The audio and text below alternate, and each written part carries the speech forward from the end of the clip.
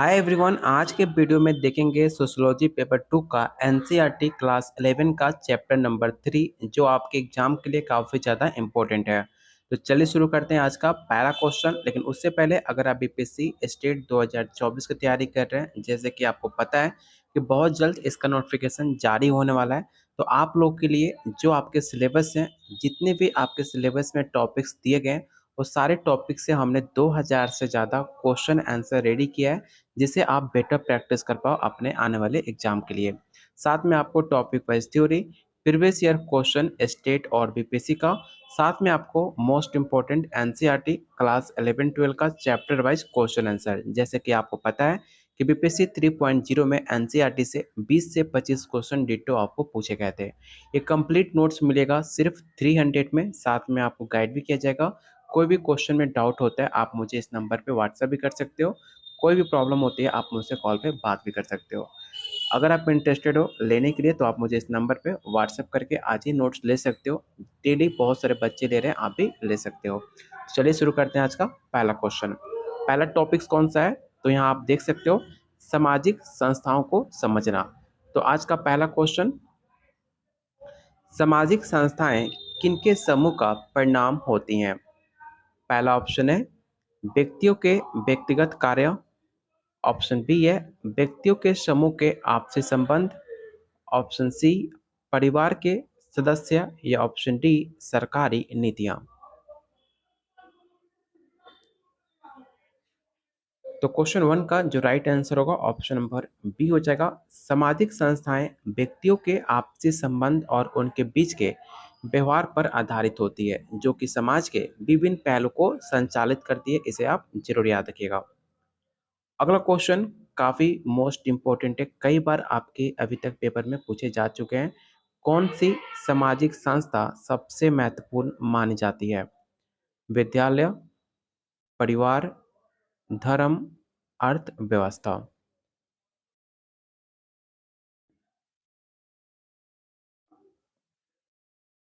तो question second का जो राइट आंसर होगा ऑप्शन नंबर बी हो जाएगा। परिवार सबसे प्राथमिक सामाजिक संस्था मानी जाती है, क्योंकि यह व्यक्ति की समाजीकरण की पहली इकाई होती है। इसे आप जरूर नोट डाउन कर लेना। अगला क्वेश्चन है, विवाह की संस्था किस प्रकार की होती है? जैविक, सामाजिक, व्यक्तिगत, या ऑप्शन डी है सांस्कृतिक।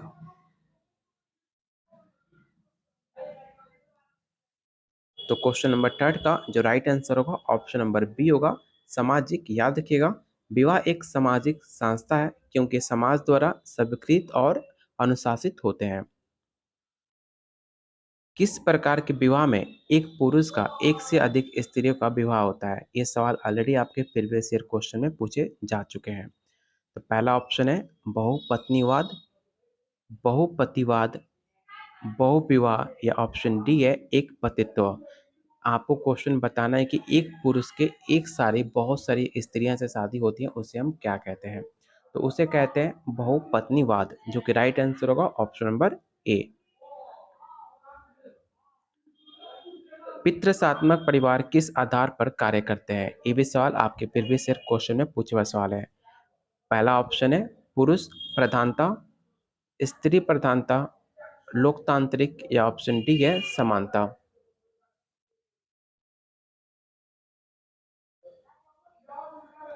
तो क्वेश्चन 5 का जो राइट आंसर होगा ऑप्शन नंबर ए हो जाएगा। पितृसात्मक परिवार में पुरुष को सभी प्रमुख डिसीजन लेने का अधिकार होता है और परिवार में उसकी सर्वोच्चता प्रधान होती है, इसलिए इसका right answer option number A होगा। कौन सा समाज व्यवस्था शारीरिक संबंधों पर आधारित होता है? तो पहला ऑप्शन है मित्रता, ऑप्शन बी है विवाह, ऑप्शन सी है गोत्र, या ऑप्शन डी है व्यवसाय।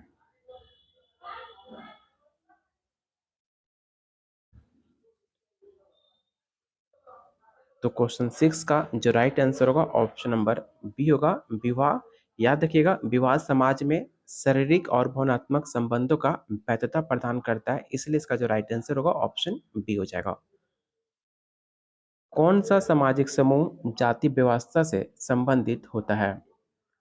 Primary group, secondary group, close group, या ऑप्शन डी है ओपन ग्रुप।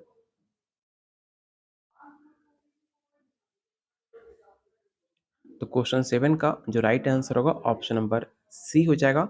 जाति व्यवस्था एक बंद समूह होती है जिसमें व्यक्ति के जन्म के आधार पर स्थान निर्धारण उसके हो जाते हैं कि किस जाति में उसका जन्म हुआ है, क्योंकि जन्म बच्चे का कोई पहचान नहीं होता कि हिंदू है, मुस्लिम है, कौन सा जाति का है।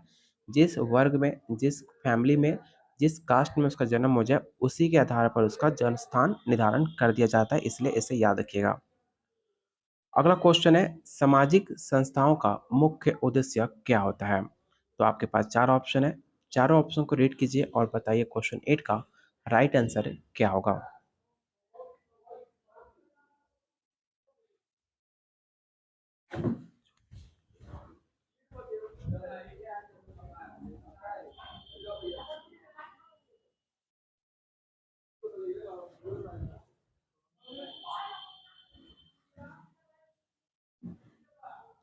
तो क्वेश्चन 8 का जो राइट आंसर होगा ऑप्शन नंबर बी हो जाएगा। सामाजिक संस्थाओं का मुख्य कार्य समाज में स्थिरता और अनुशासन बनाए रखना होता है। और याद रखिएगा, अगर अभी तक आपने टेलीग्राम ग्रुप को ज्वाइन नहीं किया है तो टेलीग्राम ग्रुप को आप जरूर ज्वाइन करना। यहाँ पे जो भी अपडेट नोटिफिकेशन होते हैं, चाहे 2024 का बीपीएससी तैयारी 4 हो, चाहे स्टेट 2024 का नोटिफिकेशन हो, कोई भी अपडेट न्यूज आती है बिहार टीचर वैकेंसी से या किसी भी अदर स्टेट में, आपको सारे अपडेट आपको इसी टेलीग्राम में पोस्ट किए जाते हैं। तो इस ग्रुप को ज्वाइन कर सकते हैं जिसका लिंक डिस्क्रिप्शन बॉक्स और कमेंट बॉक्स में पिन कर रखा हुआ है। क्वेश्चन नंबर 9 है किस प्रकार के परिवार में संतान की संपत्ति पर पिता का अधिकार होता है। ये भी सवाल काफी बेहतरीन है। इस क्वेश्चन को आप विवेक क्वेश्चन जरूर टिक आउट कीजिएगा और याद रखिएगा इसका right answer option number B हो जाएगा। पितृसात्मक परिवार में संतान की संपत्ति और उसके निर्णय पर पिता का अधिकार होता है। मातृसात्मक समाज में किसका प्रधान अधिकार होता है। पुरुष का, स्त्री का, बुजुर्ग का या ऑप्शन डी है समाज का। तो इसका राइट आंसर होगा ऑप्शन नंबर बी स्त्री का। मातृसात्मक समाज में स्त्री का सर्वोच्च स्थान दिया गया है और वो परिवार के महत्वपूर्ण जितने भी डिसीजन होते हैं वो खुद लेती हैं। तो ऑप्शन बी इसका राइट आंसर होगा। अगला क्वेश्चन जो कि काफी इंपॉर्टेंट है, गोत्र क्या दर्शाता है। व्यक्ति की सामाजिक स्थिति, व्यक्ति की पेशा, व्यक्ति का जन्म समूह या ऑप्शन डी है व्यक्ति की शिक्षा। तो बहुत बार आपने देखा होगा, बहुत लोग आपसे पूछते भी हैं आपका गोत्र क्या है। गोत्र का मतलब होता है व्यक्ति का जन्म समूह, आपके पूर्वज किस जन्म समूह से बिलोंग करते हैं, ये सब आपको गोत्र में बताया जाता है। जो कि राइट आंसर होगा ऑप्शन नंबर सी। जाति व्यवस्था किस आधार पर समाज में विभाजन करती है। धन पे, धर्म के आधार पर, जन्म के आधार पर या ऑप्शन डी शिक्षा के आधार पर। तो काफ़ी आसान क्वेश्चन है, आप आसानी से इसका आंसर बता पाओगे कि जो जाति व्यवस्था होती है आपके जन्म के तौर पे ही, जब आपका जन्म लेते हो उसी आधार पर आपका व्यक्ति के जो स्थान होते हैं, आपकी कास्ट जो होता है, वो सब कुछ उसी टाइम निर्धारित कर दिया जाता है। जो कि राइट आंसर होगा ऑप्शन नंबर सी। पारिवारिक व्यवस्था में कौन सी प्रणाली एकल परिवार को बढ़ावा देती है। औद्योगिक समाज, ग्रामीण समाज, पारंपरिक समाज या ऑप्शन डी है कृषि समाज।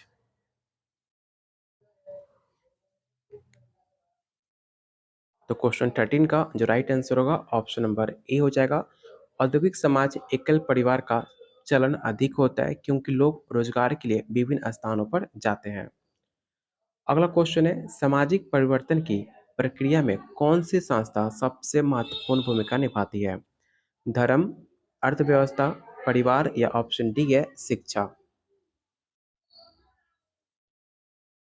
तो क्वेश्चन 14 का जो राइट आंसर होगा ऑप्शन नंबर आपका डी हो जाएगा शिक्षा। याद रखिएगा, शिक्षा जो होता है वो सामाजिक परिवर्तन की दिशा में सबसे इम्पोर्टेंट संस्था मानी जाती है क्योंकि ये व्यक्ति का सोच और उसका दृष्टिकोण में काफ़ी ज़्यादा बदलाव लाती है। अगला क्वेश्चन है सामाजिक संस्थाओं का मुख्य कार्य क्या होता है। आपके पास चार ऑप्शन है, चार ऑप्शन को रीड कीजिए और बताइए क्वेश्चन नंबर 15 का राइट आंसर क्या होगा।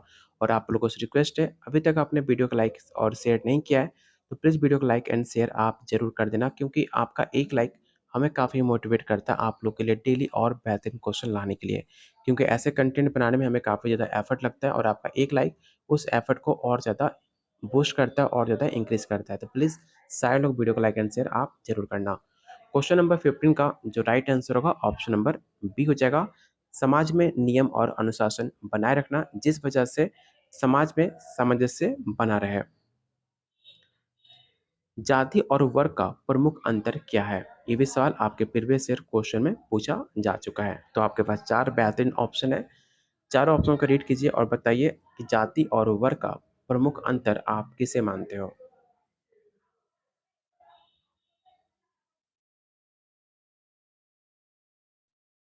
तो इसका राइट आंसर होगा ऑप्शन नंबर ए। याद रखिएगा कि जाति जो होती है वो जन्म के आधार पर निर्धारित होती है, जबकि वर्ग जो होता है वो व्यक्ति के आपके फाइनेंशियल और आपके सामाजिक स्थिति पे सब डिपेंड करता है। इसे आप मेजर डिफरेंस है जो कि आपको पता होना चाहिए। धर्म की सामाजिक संस्था किस पर आधारित होती है? नैतिकता पर, विश्वास पर, शिक्षा पर या ऑप्शन डी है विज्ञान पर।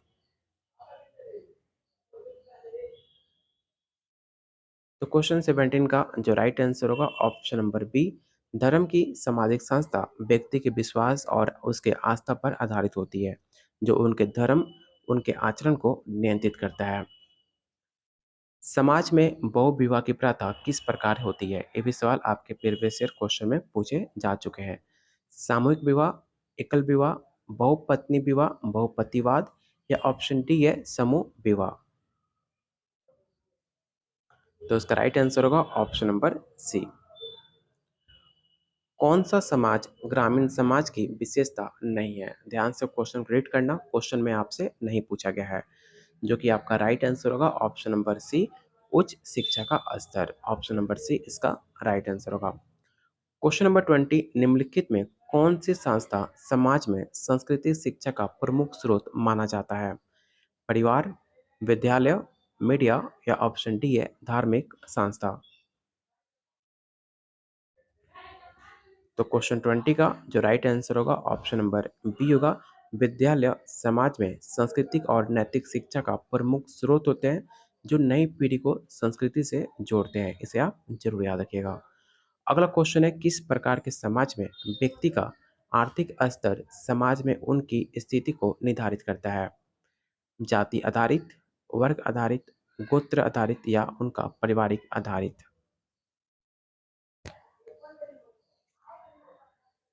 तो क्वेश्चन 21 का जो राइट आंसर होगा ऑप्शन नंबर बी हो जाएगा।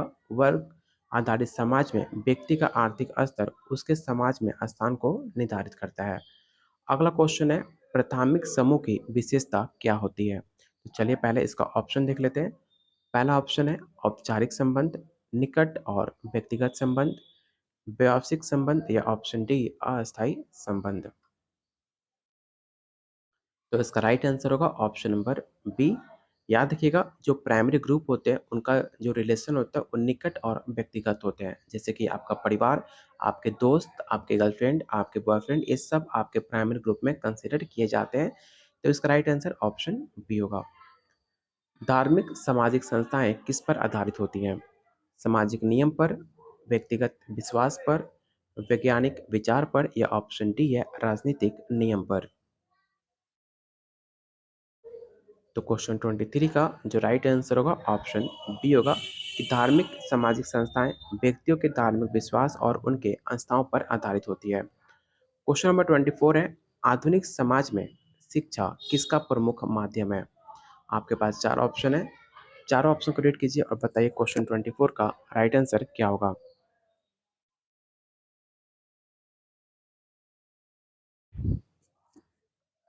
तो उसका राइट आंसर होगा ऑप्शन नंबर बी। आधुनिक समाज में शिक्षा व्यक्ति को तकनीक और वैज्ञानिक रूप से विकसित करने का प्रमुख माध्यम होती है। तो ऑप्शन बी इसका राइट आंसर होगा। अगला क्वेश्चन है संयुक्त परिवार की कौन सी विशेषता है? तो काफ़ी आसान क्वेश्चन है, आप बचपन से पढ़ते आ रहे हो। संयुक्त परिवार में उसका मुख्य विशेषता विस्तारित परिवार होता है। तो ऑप्शन बी इसका राइट आंसर होगा, जिसके अंदर कई पीढ़ियाँ साथ रहती हैं, जैसे कि दादा से लेकर परदादी, नाती, पोता, पापा, मम्मी, ये सब आपके एक ही फैमिली में रहते हैं, जिसे विस्तारित परिवार के जिसे संयुक्त परिवार के नाम से भी जाना जाता है। अगला क्वेश्चन है, किस सामाजिक संस्था को उद्देश्य समाज के सदस्यों के बीच सामंजस्य और व्यवस्था बनाए रखना है? अर्थव्यवस्था, धर्म, शिक्षा या ऑप्शन डी है परिवार। तो इसका जो राइट आंसर होगा ऑप्शन नंबर डी होगा परिवार। आर्थिक सामाजिक संस्थाओं का मुख्य उद्देश्य क्या होता है?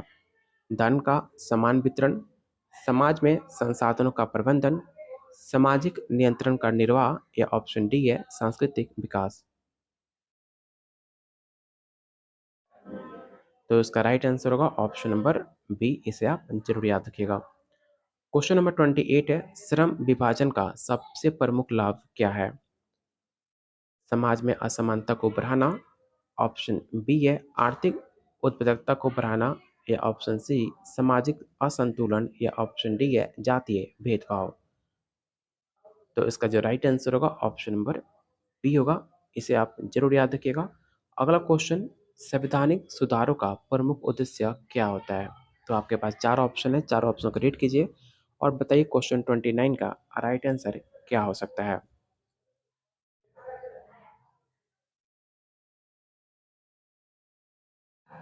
तो इसका राइट आंसर होगा ऑप्शन नंबर ए, समाज में समानता और न्याय की स्थापना, जो कि स्थापित करने का मुख्य उद्देश्य माना जाता है।